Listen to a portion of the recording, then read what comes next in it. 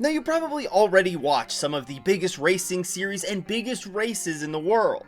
Series like Formula 1, which have captured the attention of millions with their Drive to Survive series, IndyCar and their crown jewel race, the Indy 500, which is among the most prestigious races to win in the world, and love it or hate it, NASCAR has also provided us some pretty iconic moments in recent years. Just out of the spotlight of some of these major motorsports lies sports car racing. Here we see iconic manufacturers like Ferrari, BMW, Lamborghini, and more go head to head against one another in cars that actually look like their road-going counterparts.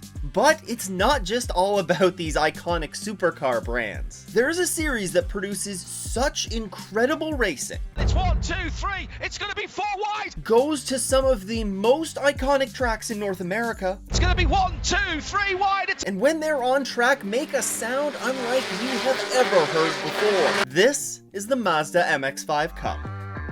The MX-5 Cup is a spec series, meaning that all competitors out on track are using the same car, in this case based off of a 4th generation Mazda MX-5. But this series is far from the first to take the iconic Roadster and race it. Ever since the Miata was launched to the US market in 1989, these little cars have been on the racetrack. Largely used in different club racing environments throughout the 90s, it wasn't until the early 2000s when more dedicated classes for these cars would be used. The popularity of the car just continued to rise through the 2000s due to the low cost to run the cars and the incredibly close racing. 2006 would see a major milestone in the car's racing history as it saw the launch of its first national series called the Mazda MX-5 Cup. Unlike many of the club series around the country at the time, the new MX-5 Cup would be a spec series, meaning that everybody out on track would be racing the same cars that were produced and sold by Mazda Speed. The spec car that was used in the series in 2006 isn't the same car that's used today. Back in 2016, we saw the 4th generation of the Mazda MX-5 Cup car be introduced, and after a set of upgrades in 2019, it created the car that's still used and raced today. Now, today's car is produced exclusively by Fleece Performance in Daytona Beach, Florida, as they receive sport trim level cars from Mazda, disassemble it, and add in over 250 race car specific parts to help improve things like handling, endurance, safety, and speed. They make some big changes to the car, such as the installation of a roll cage and a new SEDEV flat shift sequential gearbox that replaces the production gearbox. But perhaps the most impressive part of this car is that the stock 2-liter Skyactiv engine that this car rolls off the showroom floor with remains sealed, and means that it's the same engine on the racetrack and on the city streets. The end result from all these modifications is a race-ready car that you just need to put fuel in and you're ready to go racing. And on track, man, these cars put on an incredible show. The series regularly sees 20 to 25 cars on track or even more, and in 2025 made trips to 8 distinctly different tracks. The season kicked off on the high banks of Daytona, where those MX-5 Cup cars bump draft and feature pack racing. They followed that up with a very bumpy trip to Sebring, a roller coaster ride out west at Laguna Seca, a trip back east to Mid-Ohio, followed by a trip north of the border to Canadian Tire Motorsports Park. Then they would go on to wrap up their season with a trip to VIR, and then finally the always entertaining championship races at Michelin Raceway Road Atlanta. Now Stu, that's only 7 tracks. You mentioned they go to 8. But you see, for the 7 weekends that I mentioned, that makes up their championship season. There's 2 45-minute races per race weekend that make up the 14 race schedule. The 8th weekend was an exhibition of sorts, as for the first time in series history, they visited an oval for the highly anticipated non-points round at Martinsville Speedway. There, after a hectic end to the race, Jared Thomas took home the $25,000 top prize. Those healthy purses are a consistent piece of the MX-5 Cup. We'll touch on that more in a moment. But getting back to the racing product on track, the racing, as I mentioned, is incredibly close. In fact, over the course of the 14 race schedule, 8 different drivers took home a race win.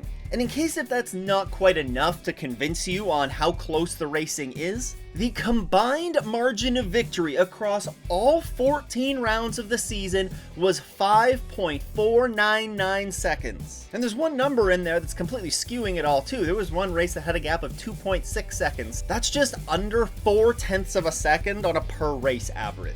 The incredibly close racing that we see in this series makes it obvious as to why this is a must-watch for any race fan. But it's also among the many reasons that the drivers keep coming back to the series as well. The car itself is about $100,000 new, which makes it pretty reasonable by modern race car standards. And you can also earn a significant portion of that investment back through race winnings. Taking home a race win will bring home $6,000, with the top 10 in each race all taking home money. On top of that, they also have awards like the Hard Charger Award and the top finishing female that are also paid out money. And the year-end prizes are where things get special. If you win the championship, you're taking home $250,000 in cash. And again, there's also payouts for every driver that finishes in the top 10 in points. Not to mention, there's also an $80,000 award for the Rookie of the Year, the top finishing rookie in the standings. It's reasons like this that make the MX-5 Cup attractive to veteran and rookie racers alike. And we've seen some incredible drivers come through the series.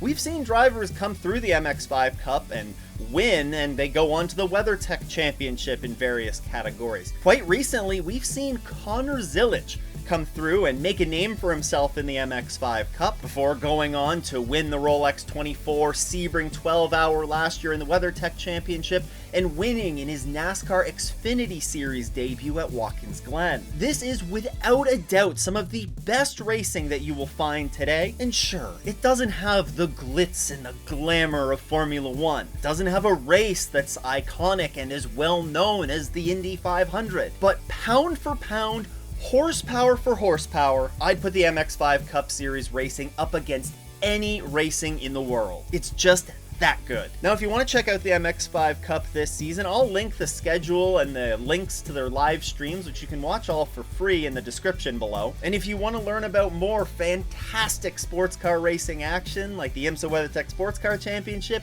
you can do so right here. Huge shout out to all the channel supporters. If you too want to support the show, you can head to patreon.com/offtheS's and click that join button below. Once again though, thanks for tuning in. I hope everyone has a great race weekend and doesn't go off in the S's.